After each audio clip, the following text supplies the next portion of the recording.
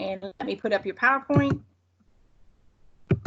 And this is going to be Geriatrics, Unit 4, Physical Care and Safety of the Geriatric Patient. All right, Chapter 6 is a review. Chapter 6 is just review. Now, we have the nursing care module, and that is you're gathering your assessment. You are coming up with a diagnosis, a nursing diagnosis. You are doing an implementation, coming up with goals. You're putting in interventions and evaluating them. So it's a 4-step process, and that's what you need to start looking at when we're doing geriatrics is the nursing care module. So for Unit 6, it's just review because we've already had it, but start looking at it from a care plan nursing process aspect. So Chapter 6, we know nutrition and fluid needs in the geriatric population are important, and we know as we age that our fluids and secretions decrease and puts us at risk of things. And if someone is malnourished, it means they have an alteration in their nutrition. It means they're less than their body requirements. They're not getting the right amount of the 6 essential nutrients. And this could be for a number of factors. And they're at risk for this due to, as we age, we know we have an alteration in our vision, our smell, taste, touch. There could be some cognitive changes that's causing our decrease in our appetite. We know that our flexibility and our mobility decreases, which puts us at risk of activity intolerance. There could be some illness or medications that's putting us at risk. One we see in the geriatric population is their finances can put them at risk. Accessibility, they're not able to get out and get the food that they need. And another thing we see is depression. Loneliness or grief can put them at risk of malnutrition. Some signs and symptoms that a patient is malnourished or has a nutritional deficit could be unintentional weight loss, weakness, lethargic. They're confused or disoriented. And then we have some lab values that we can draw on our patient that could indicate a lot of things for us. If a patient has a decrease in their hemoglobin hematocrit, which we know that's part of our CBC, our complete blood count, if it's low, it can indicate that they need some iron. So we might want to check their iron level, and they might require foods higher in iron or an iron supplement. We might need to check their electrolytes, their sodium, their chloride, their potassium, to see if something's low. But one of the best indicators of nutritional status in the geriatric population is their albumin level. The albumin blood level is a plasma protein that's made by the liver. And if it's decreased, it means they're not getting enough protein. All right, so one of the things that we might need to help them with is increasing their intake. You know, from a nursing standpoint of that nursing care plan process, what can we do to help increase with their intake? Well, we can offer a variety of foods. Ask them what their food preferences are, because they're not going to eat something that they don't like, correct? They may need, you know, to assess when we give their medicines. We want to make sure that we're not giving them their medicines right before breakfast, lunch, or dinner, because those supplements and meds that we give them could interfere with their appetite, and it makes them full, and now they're not going to eat food. Make sure that the meal is attractive, presentable. You know, make it colorful, appetizing. Encourage meals with others. At long-term care facilities, if you know the dining room's an option, make sure they're getting up there and eating with other people. Make sure we're not rushing our patient. A big one is tray setup. So open things for them. Open that milk carton, because maybe they don't want to ask you. So make sure you are opening them up. Another big thing is if you're taking a tray into a patient's room or a resident's room, and they are at what we call a feeder, which means they're dependent on you to feed them. You cannot leave that tray in that patient's room and walk out. You have to stay with them to feed them. So if they're a feeder, you do not take the tray in until someone is ready to feed them. We want to make sure that they're not having any problems with swallowing or having dysphagia, any problems with chewing. We might need to modify their diet. They might benefit from a mechanical soft diet or a pureed diet. And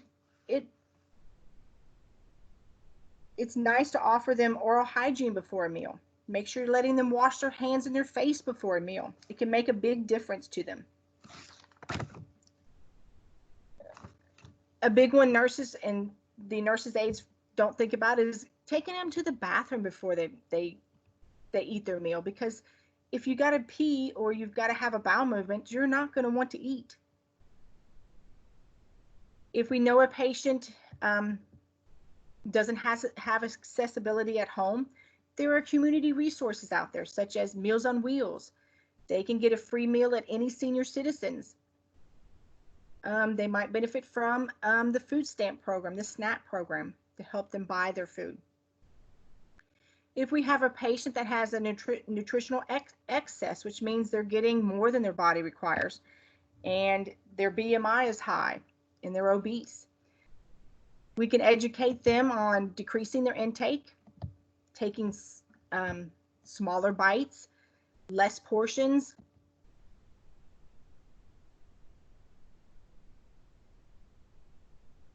Making sure that it's low-calorie food and snacks.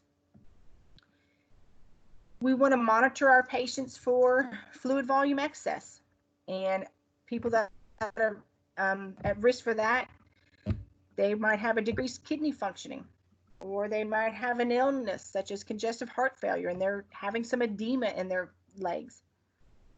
We want to monitor their sodium, their salt intake. That'll put them at risk of that fluid volume excess, that edema.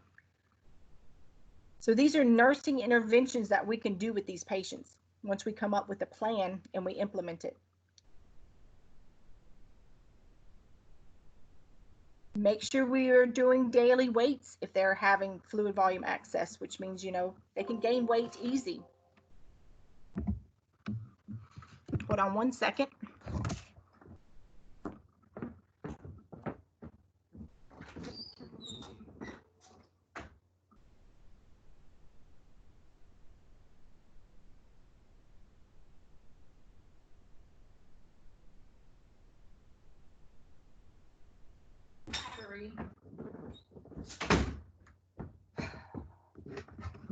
Okay, I'm back. My computer was about ready to die. Okay, so with fluid excess, we want to look for the cause. We might need to limit their fluids at night.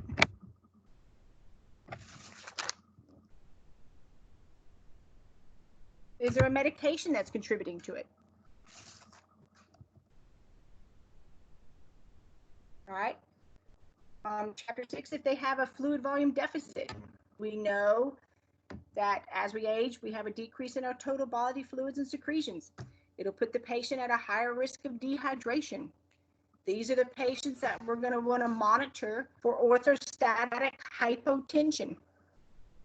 If you have a patient that has orthostatic hypertension and they're dizzy, lightheaded, then you stay with them and set them back down. Do not let them get up, and then retake their blood pressure. Making sure that we are rehydrating them. All right. If we have a patient that's having dysphagia, difficulty in swallowing, we want to monitor them for aspiration. We're going to sit with them while they're eating, make sure they're not choking, because with dysphagia, they're at risk of malnutrition, dehydration, because they're afraid to swallow. If we see that someone's not eating, we want to make sure to check their dentures. Are they ill-fitting?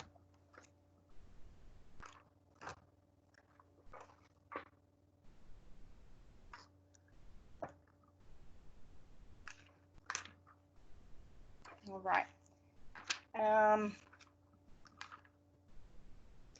So with our geriatric population, we want to still make sure that they're maintaining a well-balanced diet, getting the 6 essential nutrients.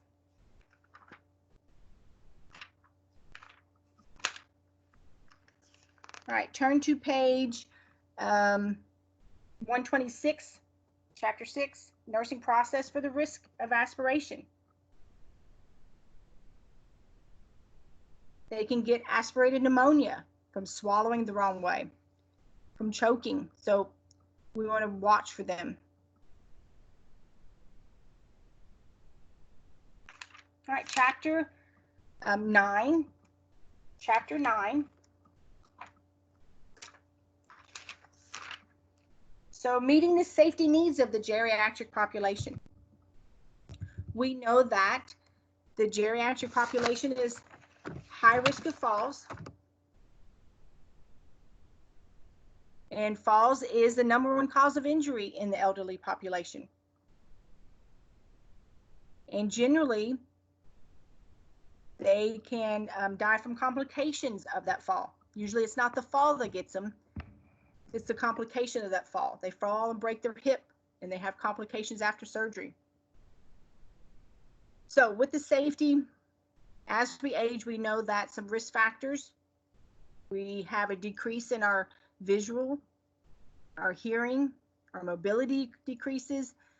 We tend to have mental status changes. We have a slower response time, poor temperature regulator. Medications can affect our safety. So there's many factors that can put us at risk of falls.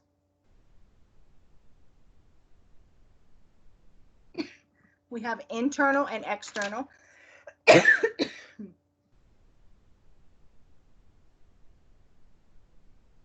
So that internal is your decreasing your mobility, flexibility, muscle strength, cognitive functioning.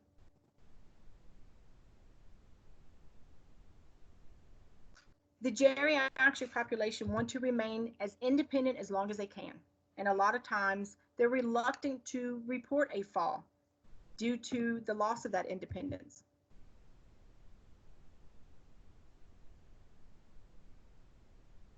And the first time a geriatric, an elderly person falls, they tend to lose their confidence and they become scared that it will happen again. But we want to encourage them to keep active. So how can we prevent these falls? Well, if you look on box 9.2 on page 167, we want to make sure that we have non-skid shoes or slippers on our patients before we get them up. We've got the non-skid socks now. So there should be something on their feet before they hit the floor. We want to make sure that we're decluttering. Make sure to throw out those throw rugs. Make sure we're keeping their items that they use frequently within their reach. A lot of times that's what the patient says is, I fell out of bed because I was reaching for the bedside table and I fell. Make sure that they have their assistant devices. If they're supposed to be walking with a cane or a walker, that they have them. And if they're not using them, encourage them to use them. They might benefit from some grip bars in the bathroom. One hard thing for the geriatric person to ask for is help. They don't want to ask for help because they don't want to look frail or dependent or helpless. Make sure that with prevention of falls, that if we do have a patient that is dizzy, lightheaded, we never leave them alone. We stay with them. Make sure there's adequate lighting. A lot of your long-term care facilities have little night lights that are built into the wall, but they're not so bright that they disturb their sleep. It's just to help guide them a path to the restroom so they do not fall.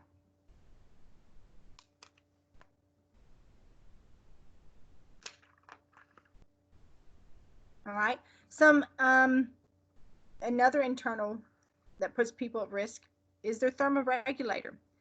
We know that the hypothalamus of the brain is our temperature regulator, and we know as we age, it atrophies. So that could put someone at risk.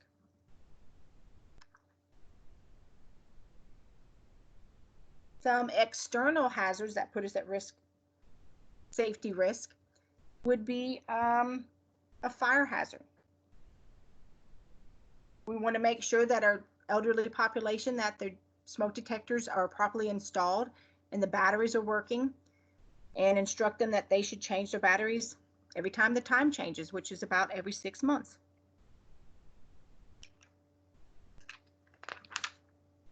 We want to make sure that we're instructing that if they smoke, that they're not smoking in bed. We find that through inspection, home health nurses find a lot of the geriatric population use extension cords, and sometimes they have frayed and they're using them still, or they've overloaded that outlet and it can spark and cause a fire.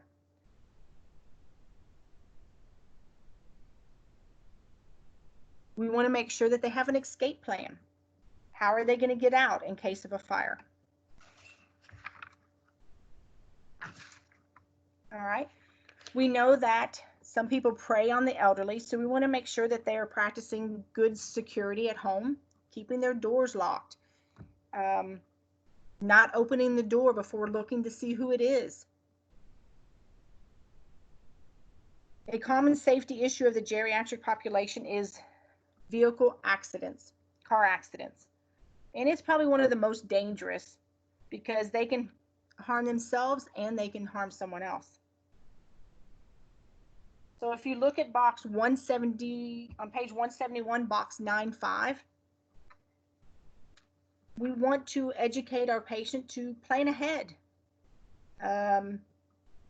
allow plenty of time, have a plan, know where they're going, because they can get confused very easily and get lost. You may be the nurse that's having to tell the patient that they can no longer drive, that their keys are going to have to be taken away.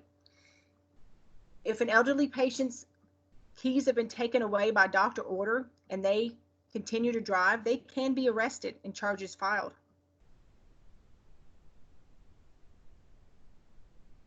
All right, we have another external hazard, and that's your thermal hazards. And like I said a minute ago, your thermal regulator is your ability to maintain your body temperature, and it's controlled by the hypothalamus. Well, a normal core body temperature is 97 to 99, and typically the geriatric population, their temperature is on the lower end, and it can be 97, 97.2 at times. Their thermoregulators is affected because they lose that sub-Q, that epidermis layer is thinner, and the hypothalamus is atrophied. So it puts them at higher risk of hypo and hyperthermia.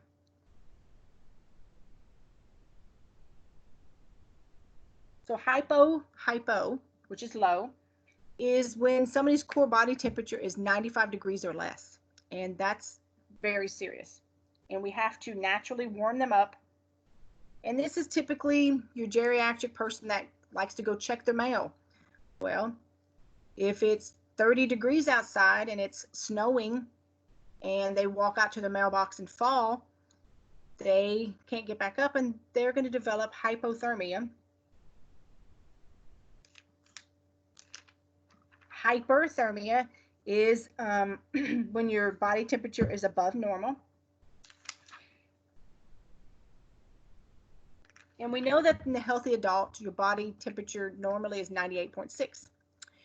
But when it starts creeping up to 99, 101, then they can develop hyperthermia. And there's reasons. It can be from illness, but it can be from being out in the elements.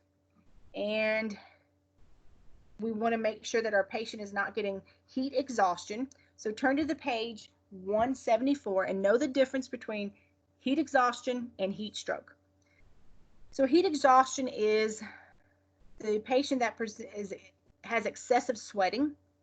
So when you have excessive sweating, you're losing sodium and water out of your body, and you're at high risk of dehydration. These patients present with signs and symptoms of weakness, muscle cramps, nausea. If it is not corrected and they are not rehydrated properly. And the best way to rehydrate someone, unless it is severe, is orally, oral fluids. But if it is not corrected, it can develop into a life-threatening condition called heat stroke. And heat stroke happens when the body stops sweating and you're no longer able to regulate your core body temperature. And sometimes their temperature can rise above 104, and it's very serious. We must get them cooled back down. And with hyperthermia, they could have increased heart rate, respiratory rate. With hypothermia, one of the first signs they say with hypothermia is they have bradycardia, decreased heart rate. But another big sign is an early sign is confusion.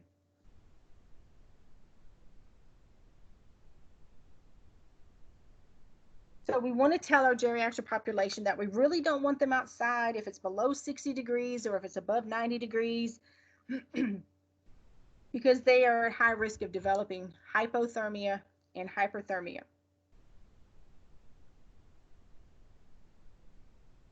If they're going to be out in the cold, we want to make sure that they have adequate clothing.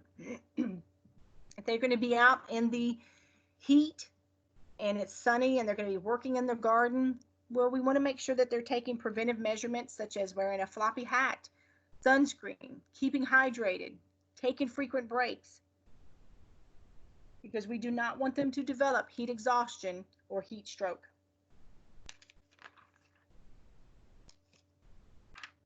All right, go to chapter 17. Chapter 17.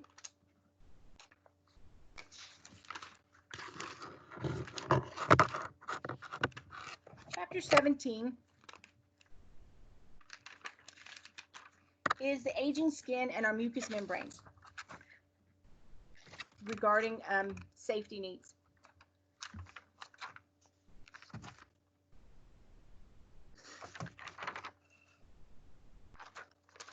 All right, so as we age, we know that our body fluids and our secretions decrease, and it can affect our skin and mucous membranes, hair, nails. And as we're looking at these chapters, we're looking at it from a nursing aspect, a nursing care plan process, right? So for safety reasons, they could develop impaired skin integrity, skin breakdown. But the skin and mucous membranes, your skin and mucous membranes, generally our skin is warm, dry, and intact, pink. Our oral mucous membranes, which is abbreviated OMM, they generally are pink and moist and intact. So it's important that we are doing diligent skincare assessment on our patients. We want to look for any skin color changes. Are those moles symmetric? You know, have they changed? Are they darker? Are they bleeding, itchy? We know that a common thing as we age, normal change is dry skin, but there is a condition of xerosis, which is XEROSIS, and it's excessively dry skin. And it can be from a number of factors. It can be from using lotions that have alcohol and scents in them, or using harsh soaps, drying soaps. So if we have a patient that has excessively dry skin, we want to avoid those harsh soaps and those lotions. We want to use non-scented lotions. Maybe only give them partial baths. Make sure that there's moisture in the room, so increase the humidity.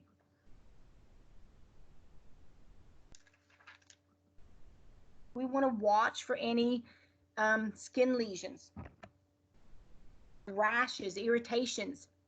You know, if they got dermatitis, which is inflammation of the skin, what's it caused by? Is it caused simply from changing their detergent or some kind of lotion? Or have they developed a condition called scabies, which is a parasitic mite that burrows under the skin, and it's a common thing that happens, outbreaks in nursing homes. But this is a patient that you'll see with severe intense itching is one of the signs and symptoms. Or they might have these fine, dark, wavy lines between their fingers or under their arms, the waist, the groin area, anywhere where there's, skin that connects or moist areas. But scabies is spread by direct contact, and it has an incubation period of 4 to 6 weeks. So you want to make sure we get this under control. These patients will have medicine, and usually it's a lotion that they have to put on. So, if you have a patient that has long hair, try braiding that hair or putting it in a bun so that lotion doesn't get all in their hair.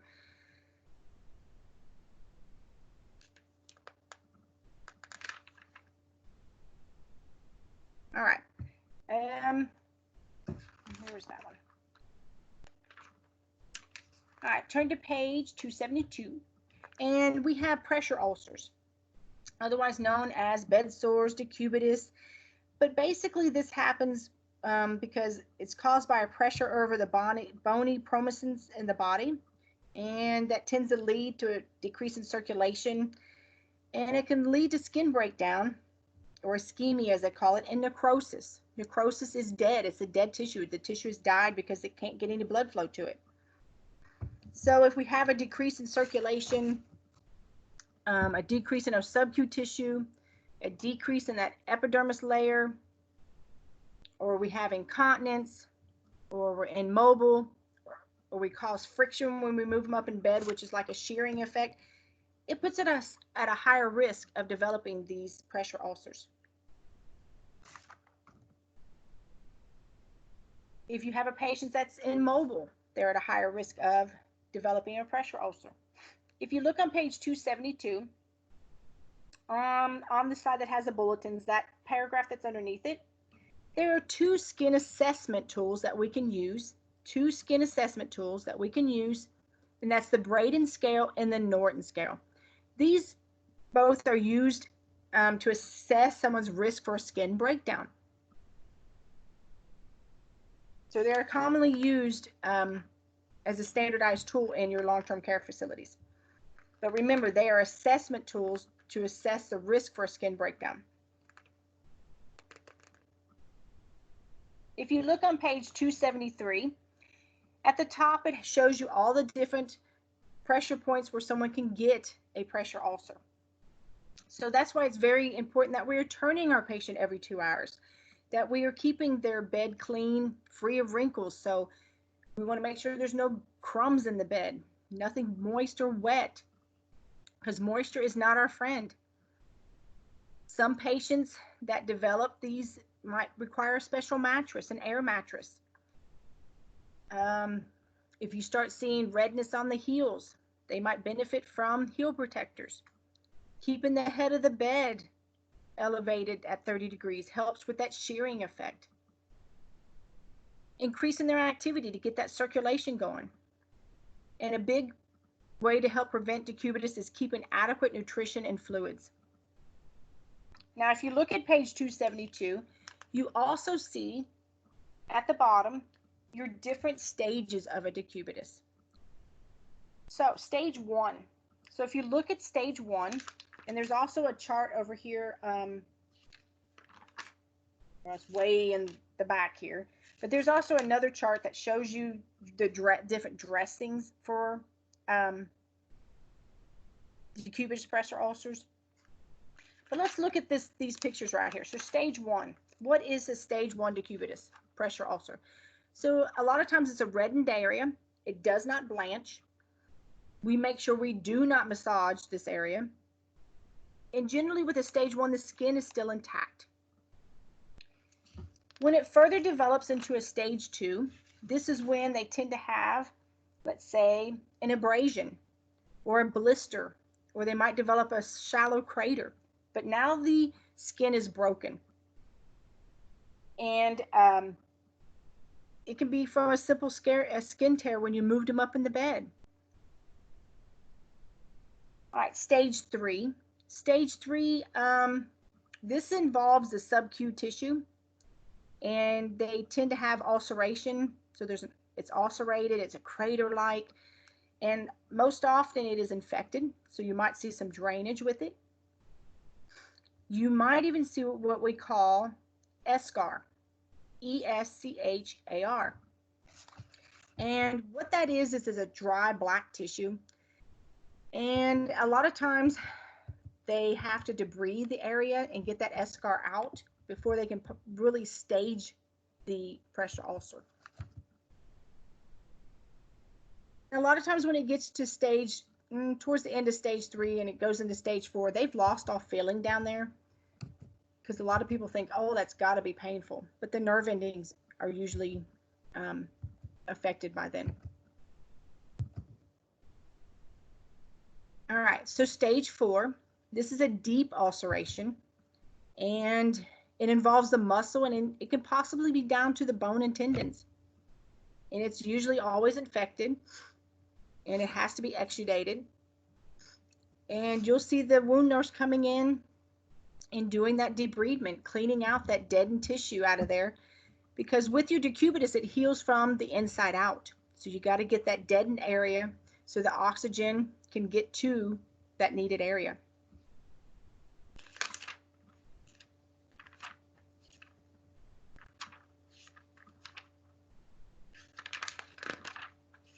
All right. For healing, healing of a decubitus, it can take months because it heals from the inside out, and you've got to be diligent about their wound care. They'll have daily wound assessments, infection control may be involved, and depending on the type of decubitus it is and the stage, they'll have different wound dressings. The doctor will put orders in for different dressings. Typically for a stage 1, they may just tell you to put what we call a tegaderm, a clear dressing, just to prevent further shearing or breakdown. But there's numerous amounts of different dressings out there that the doctor will choose what is the most appropriate.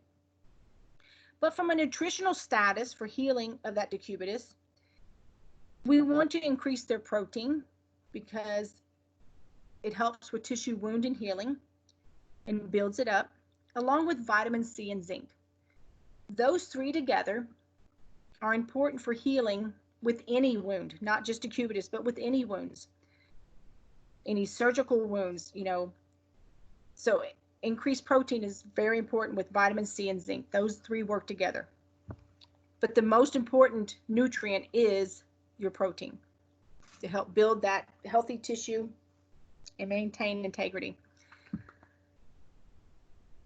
All right. Now remember from previous unit that the geriatric population should still be diligent about good oral hygiene. Even if they have dentures, even if they're what we call edentulous and they don't have any teeth, they should still be taking care of their gums, their mouth, because they can develop periodontal disease, gingivitis, thrush, which is a yeast infection, dental caries, cavities.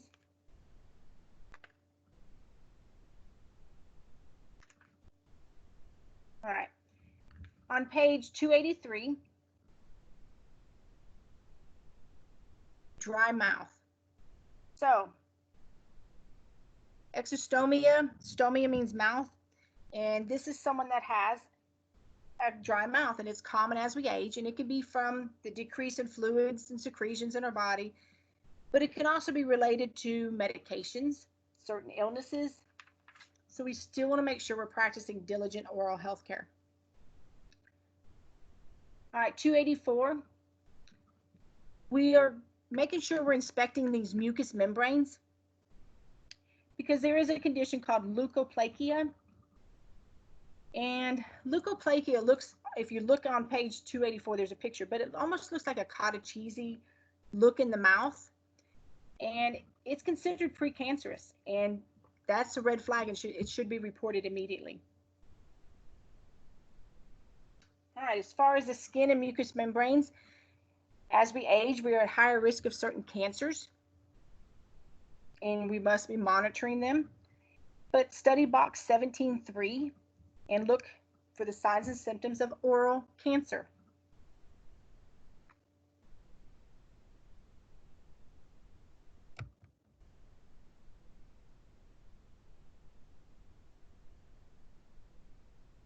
Superinfections.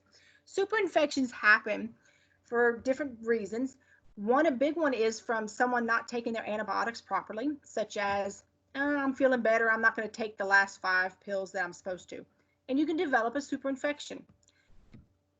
And it can present in different ways. And one way is what we call a hairy tongue. And a lot of times this is when they don't take their antibiotics right.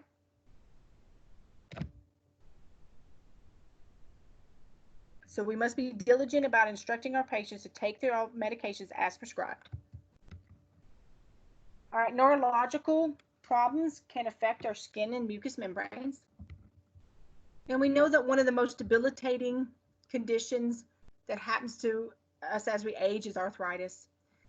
And this can affect them being able to eat properly, do their ADLs. So if we have patients that we notice this, then we can find assistant devices for them, such as a lady was having trouble because she had severe arthritis in her hands and she wasn't able to grip that fork to eat. So what we simply did is we took a foam hair curler and put it on the end of the fork, and she was able to grab it and hold it and was able to stay independent still, feeding herself. Because remember, we want them to do as much as they can for themselves for as long as they can to remain independent and self-sufficient.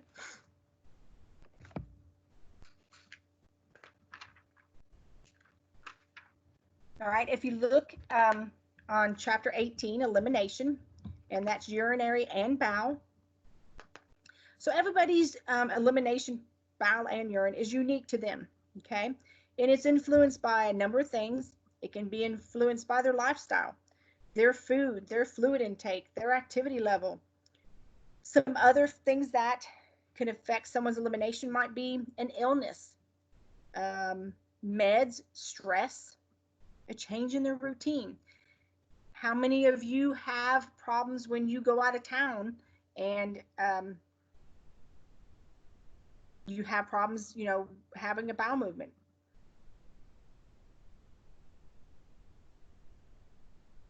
All right. So we know as we age, body fluids decrease, secretions, and puts us at risk of constipation. So bowel, a normal function is generally we have a moderate amount of a soft formed brown stool that we can pass without difficulty. And some people can have several every day. Some people have 2 to 3 times a week. Everybody's pattern is different.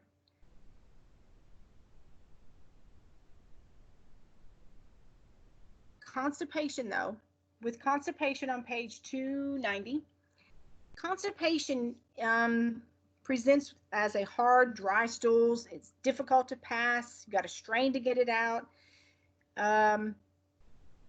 But we got to look for the reason, because constipation itself is not a disease or an illness. There's an underlying reason or condition, and we must find out what it is.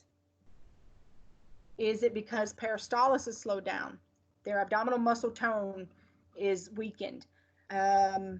We see that commonly after abdominal surgery.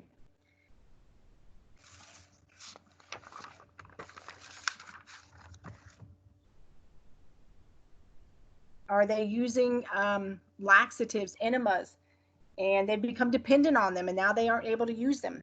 That can in turn to constipation. So look for the underlying cause. It could be from a lack of immobility, not being able to get up and move around as much as we did, or not taking enough fluids. Something that helps with constipation is called fiber, and that's dietary fiber. And simply telling someone to increase their fiber can help with constipation.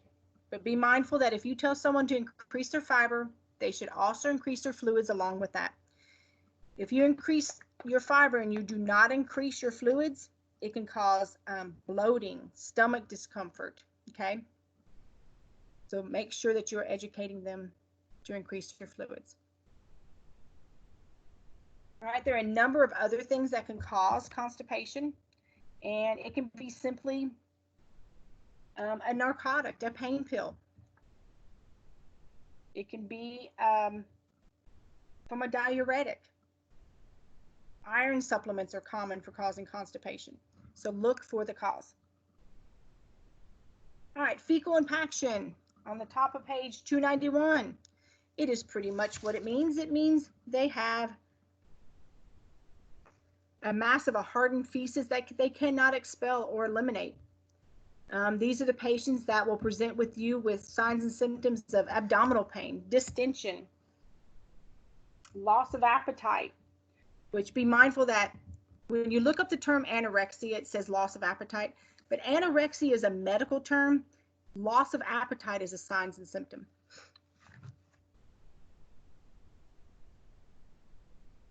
All right, with fecal impaction, it could be, someone that has not had a bowel movement in 3 to 4 days. It's been a long time since they have one. These patients might present with some small liquid stool oozing out, but there's no form to it, but it's a small amount. You as the nurse might be having to check for this fecal impaction. And how do we check for an impaction? It's a digital exam, so generally you use 1 to 2 fingers, and a lot of times you are double gloved, and you're going to go in the rectum and check for a hardened mass. But be careful, because you stimulate that vagus nerve, especially with your cardiac patients, and you'll feel go through the valve. But watch your patients, if you stimulate that vagal nerve, that they don't have a decrease in their heart rate, okay, or their blood pressure.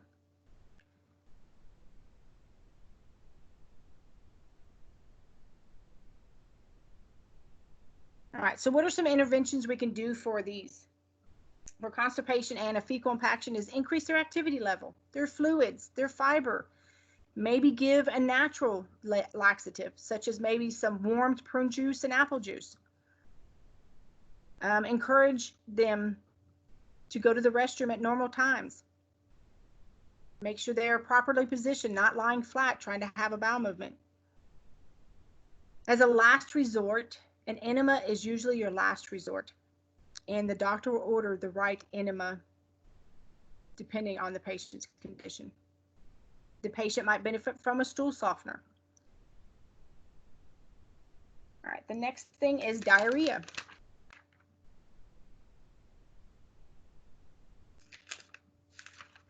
So again, diarrhea, and this is on page 294. Diarrhea is when you have frequent passage of liquid, unformed stool. Basically, when diarrhea happens, it's the stool is passed through the intestines before water can be reabsorbed to form that stool. These patients may present with abdominal cramping, nausea, vomiting. But be mindful that if someone has prolonged diarrhea, they are at high risk of dehydration because they have that increased fluid loss. So we must look for the cause of the diarrhea. If you notice that they're consistent, then you need to let the doctor know. If they're having diarrhea, make sure that especially if they're incontinent, that you're keeping that skin clean and dry. They might benefit from what we call a barrier cream. With diarrhea, we want to avoid caffeine, because caffeine is a stimulant. It's also a natural diuretic too.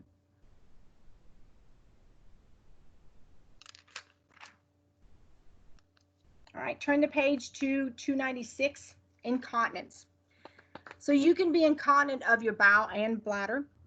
And basically what that means, if you've lost that voluntary function, that normal function, and you may have incontinence.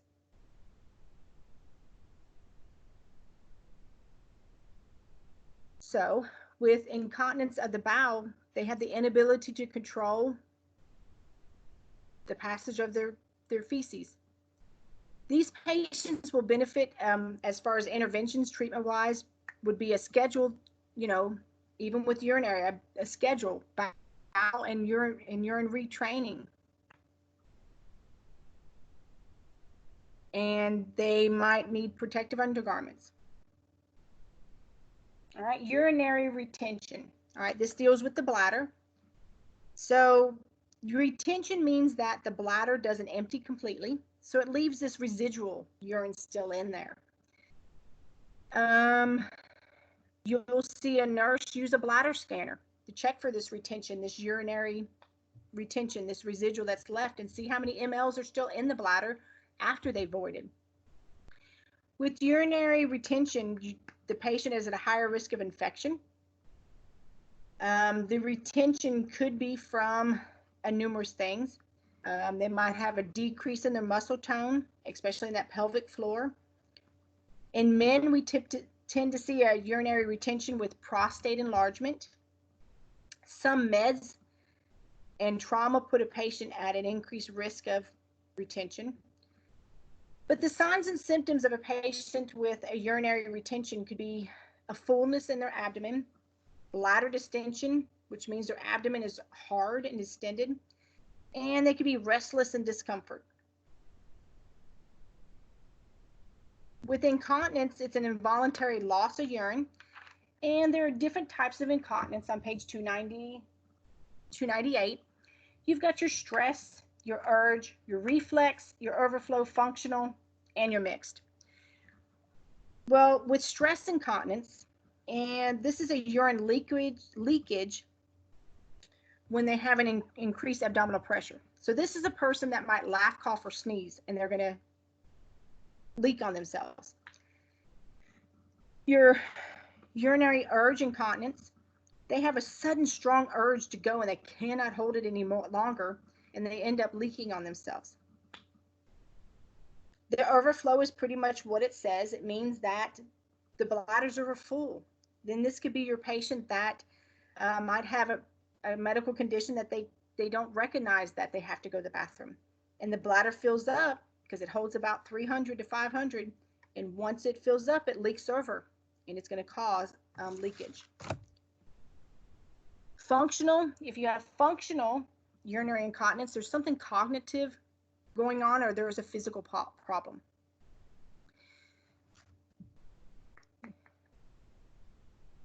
And as far as a cognitive, this might be the person that looks at the toilet and doesn't recognize that that's what it's for. They're supposed to urinate in the toilet. In functional incontinence, this could also be the patient that goes to sit on the toilet, but they forgot to unzip or pull down their pants to go to the bathroom. Some interventions or treatments would be make sure they're getting adequate fluid intake. They might be the patient that you need to take away their water at 7 o'clock at night. Kegel exercises that help strengthen the floor, pelvic floor. But make sure we're keeping that skin clean and dry, and maybe using some barrier cream, because we don't want that skin breakdown. Again, we can retrain someone of their urine schedule. So this might be the patient you're taking to the bathroom every 2 hours, just to have them sit on the toilet to say, hey, do you got to pee? A catheter is a last resort because of the increased risk of infection. And that's also a Joint Commission national patient safety goal, is a catheter is a last resort. They do not want you putting a Foley catheter in a patient. They are now using what we call these condom catheters, and they're being used a lot more frequently, but not good success with them if you don't get the seal just right.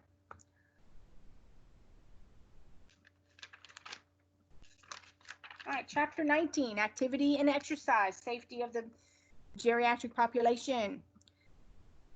So activity is anything that requires energy, okay? So believe it or not, even your basic body processes such as breathing, your metabolism, your temperature control, those are activity that's taking place. Your body is using energy. So even when someone's even performing a bath, it's requiring energy.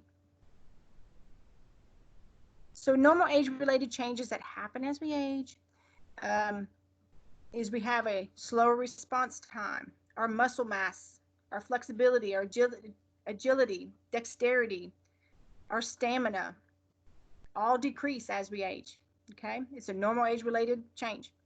And we need to learn to compensate for these. You have a decrease in your sensory perception and your vision and hearing. So you need to take these into factor before your patient starts with an exercise program. They need to be cleared by their physician before they start an exercise program. I'm going to do my slide, y'all.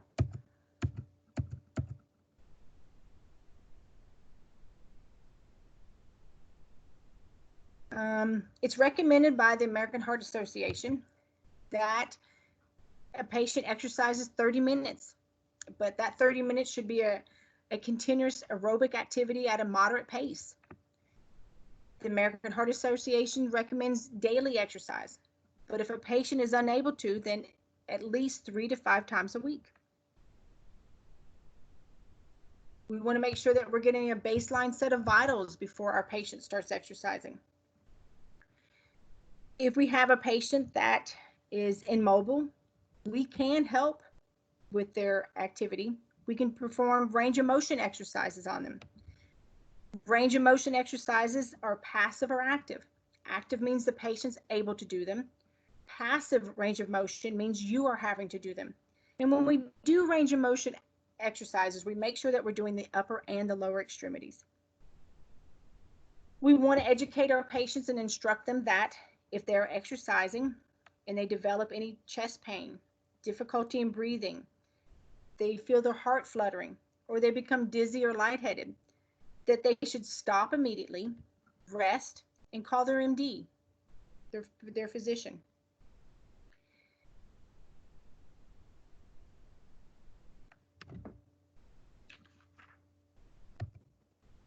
We want to assess our patients before they start exercising. Do they have any problems with, an impaired physical mobility, which can create an activity intolerance? So that means, how is their gait? Are they able to ambulate, walk without falling? Is it a safety issue? Do they need pain medications before they start exercising? What about their assistant devices? Do they need to have their cane with them, their walker?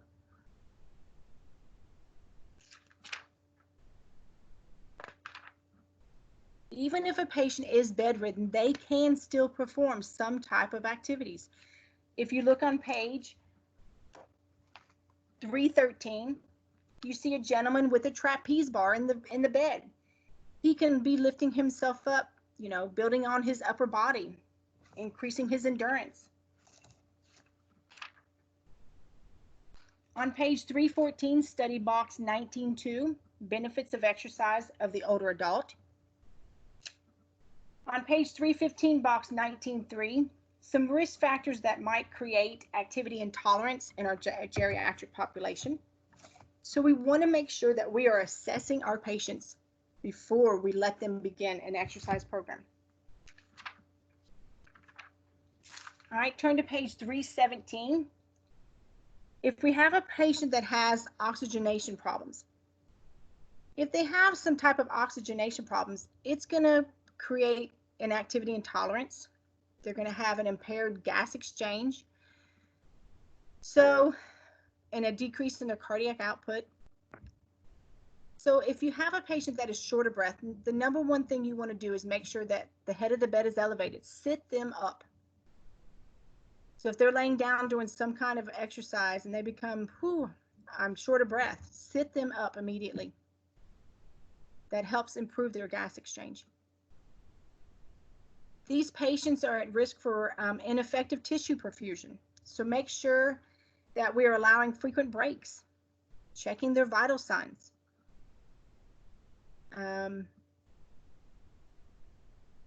Making sure that they are doing anything they can for themselves. If they're supposed to be wearing their oxygen, make sure that it is on them, that it's not on the floor or on the side of their nose. If you look on page 324, there are assistant devices out there that we can help patients with if they have an oxygenation problems. If they're getting short of breath, just bathing themselves, we want to let them rest. But if you look at this page and you see the figure A or figure B, the one with the foot, we made one of these for a patient. And yes, it is a car ice scraper. We took the end off and simply put a sponge on it. And it made that patient's day because they were able to wash in between their toes. So there are ways that we can come up with things to help our patient.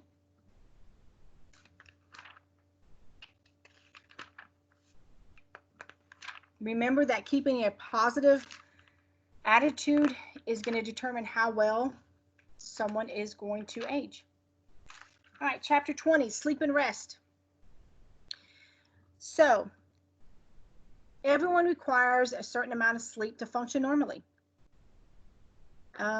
Everyone has their own normal patterns. It is recommended that you get an average of 8 to 10 hours of sleep a night. Sleep deprivation is a big concern, and it can cause numerous things such as fatigue, irritability, impaired judgment. These might have difficulty concentrating.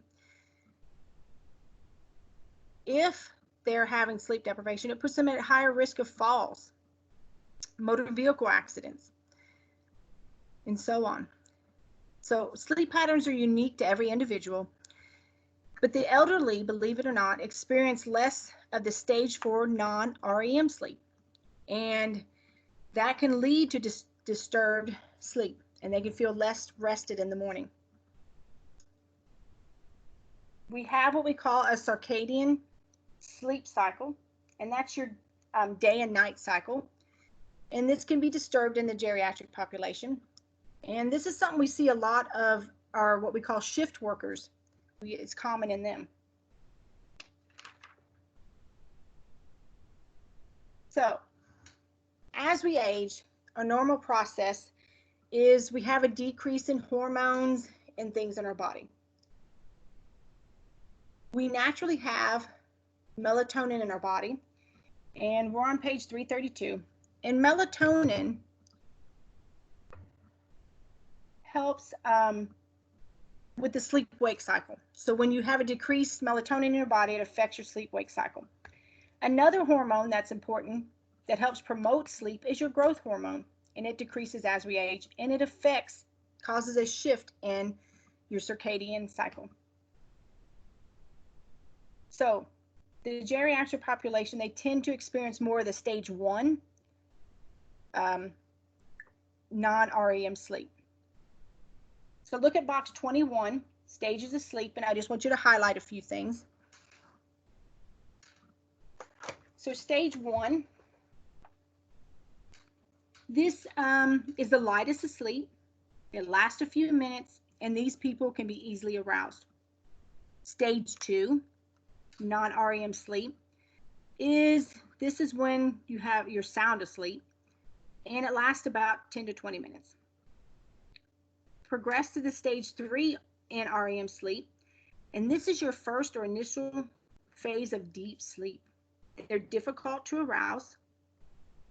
Your muscles are at complete rest or relaxed, and this is when we start to see a decline in their vital signs. The vital signs are still normal, but we start to see a slight decline in them, and it lasts 15 to 30 minutes. Your deepest stage of sleep is your stage 4 non-REM sleep, and this patient is very difficult to arouse, and it lasts about 15 to 30 minutes, and this is the stage when you might see someone sleepwalking, or they might have what we call enuresis, which is bedwetting, and that happens in stage 4. Your REM sleep, this is when you are having vivid, full-colored dreams. And this is when we start seeing the eyes rapidly move, and you start having your vital signs start fluctuating, and they're very, very difficult to arouse.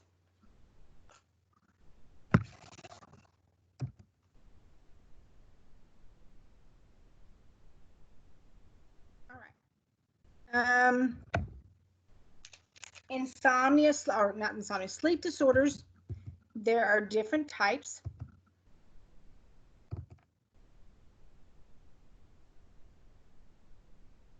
So there's different types of insomnia, and like sleep initiation is when they just can't fall asleep. This is your patient that after 20 to 30 minutes, they're still not asleep. If you have a patient that's not asleep in 20 to 30 minutes, you may tell them that after that 30 minutes, just to get up, walk around, do something.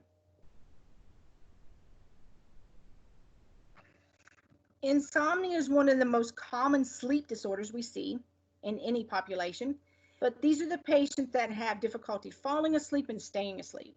They're the ones that still feel tired in the morning. They don't feel rested. Some causes of insomnia can be related to a medical condition, maybe some pain or shortness of breath or urinary frequency. So we want to investigate why. Or commonly we see it related to depression and anxiety.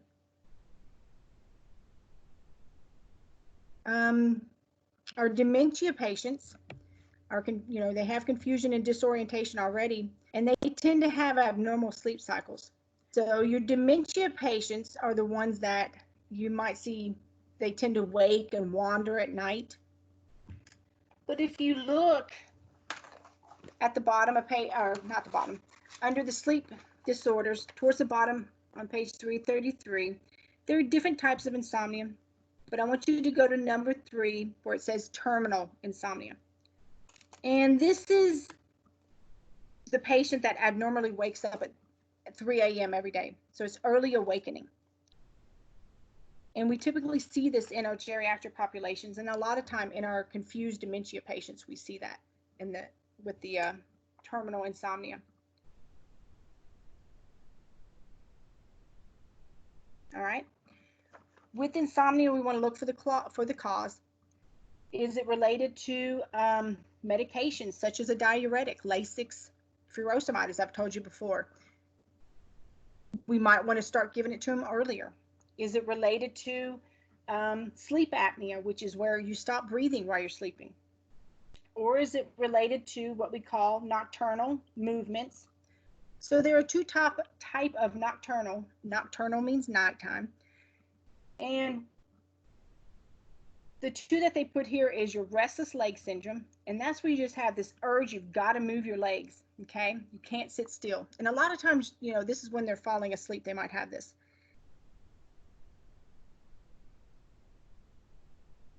And the other one is nocturnal myoclonus, which is they have a sudden repetitive kicking and jerking, and they don't even know really they're doing it. And one way that this one is diagnosed, the nocturnal myoclonus, is when the spouse says, yeah, I get back black and blue from him kicking all night long.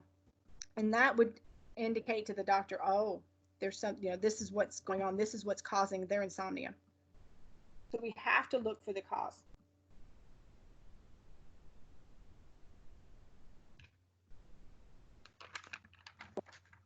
So if we see a patient that is got a lot of daytime sleepiness, we want to investigate, is it related to insomnia? And is there a medical condition that's causing it, such as sleep apnea, narcolepsy, something that is going on with this patient? With the sleep pattern disturbances, we want to look for the cause, of course. We might need to schedule some nursing interventions like a bedtime routine, turning off any stimulants before they, 30 minutes before it's bedtime.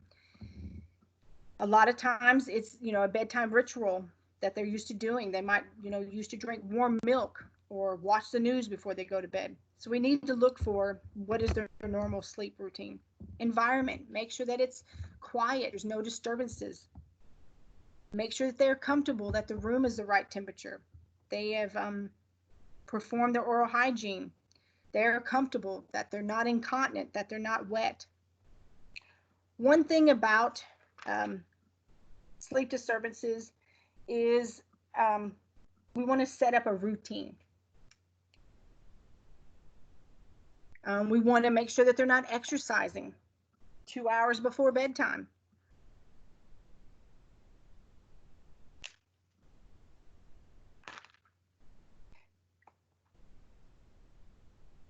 And as a last resort, sedatives.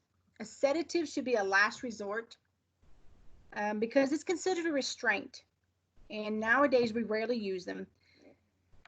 But a sedative should be a last resort because it is a restraint, because it can put the patient at higher risk of falls. It can increase their anxiety, increase their agitation. So we would want to be mindful of that.